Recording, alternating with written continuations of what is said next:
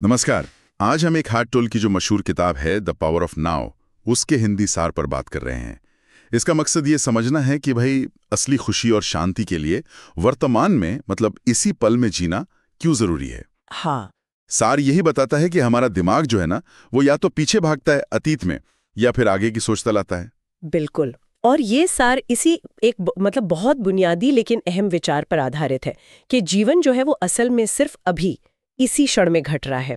और दिलचस्प बात यह है कि हम अक्सर खुद को अपने विचारों से, अपनी भावनाओं से पूरी तरह जोड़ लेते हैं। हाँ, आइडेंटिफाई कर लेते हैं। हाँ, जबकि सार हमें याद दिलाता है कि हम वो विचार नहीं है, हम तो बस उन्हें देखने वाले हैं, एक साक्षी की तरह। यहीं से एक अलग समझ शुरू होती है। ये बहुत गहरी बात है कि आप अपने विचार नहीं हैं। सार कहता है कि जब हम अपने विचारों से थोड़ा जैसे फासला बनाना सीखते हैं, हाँ, उन्हें बस देखना शुरू करते हैं, तो एक अजीब सी शांति महसूस होती है, जैसे दिमाग का शोर थम गया हो। और इसी पॉइंट से जो पीड़ा है, दुख है, उसकी जड़ का पता चलता है। सार के हिसाब से हमारा अहंकार मतलब ईगो। हाँ, ईगो। हाँ, वो पहचान जो हमारे पिछले अनुभवों और भविष्य की उम्मीदों से बनती है, वही हमें लगातार इस पल से खींचकर बाहर ले जाती है। अच्छा। यही वो चीज़ है जो पुरानी बातों को पकड़ कर रखती है या आने वाले कल की चिंता पैदा करती है।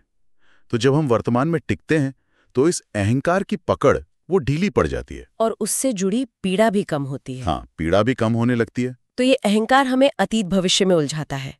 लेकिन सार में एक और चीज का जिक्र है, दर्द का शरीर या पेन बॉडी। ये क्या है?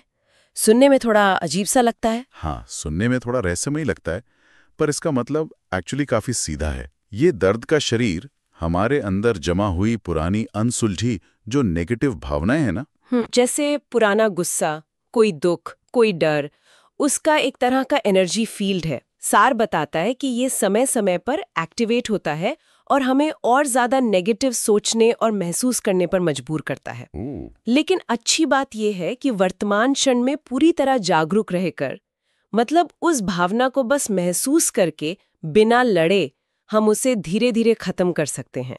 जागरूकता उसे और ऊर्जा नहीं देती। मतलब सिर्फ जागरूक होना, उसे देखना भरी उसे कमजोर कर देता है। एग्जैक्टली। तो ये जो जागरूकता है या जिसे सार संपूर्ण सजगता कह रहा है, क्या ये वही है जिसे हम आमतौर पर मेडिटेशन या ध्यान समझते हैं? देखिए, ध्यान इसका एक हिस्सा हो सकता है, पर सार इसे और बड़े दायरे में देखता है।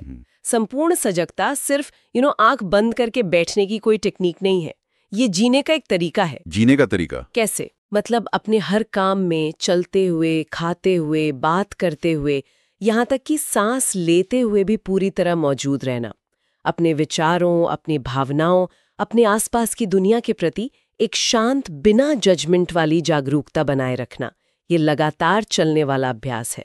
तो फिर अगर हम इसे प्रैक्टिकली देखें तो इसका मतलब क्या हुआ? क्या सिर्फ ये कहना काफी है कि अभी में रहो, खासकर तब जब लाइफ मुश्किल हो? ये बहुत जरूरी सवाल है। सार सिर्फ अभी में रहो नहीं कहता, वो वर्तमान क्षण को स्वीकार करो पर ज्यादा जोर देता है। स्वीकार करो? हाँ, स्वीकार करो।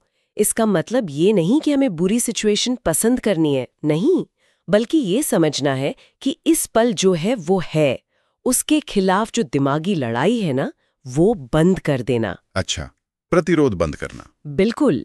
सार के अनुसार यही स्वीकृति हमें अंदरूनी झगड़े से मुक्त करती है और शांति की तरफ ले जाती है, चाहे बाहर हालात कैसे भी हों।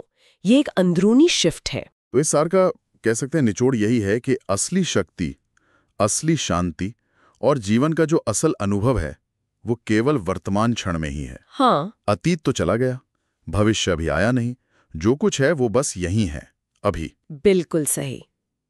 और यहीं से एक सोचने लायक सवाल उठता है।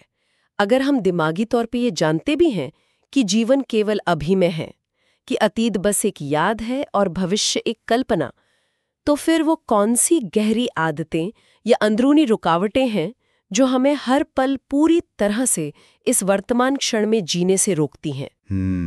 इस पर अगर हम विचार करें तो शायद हमें अपने मन के काम करने के तरीके की और गहरी समझ मिले।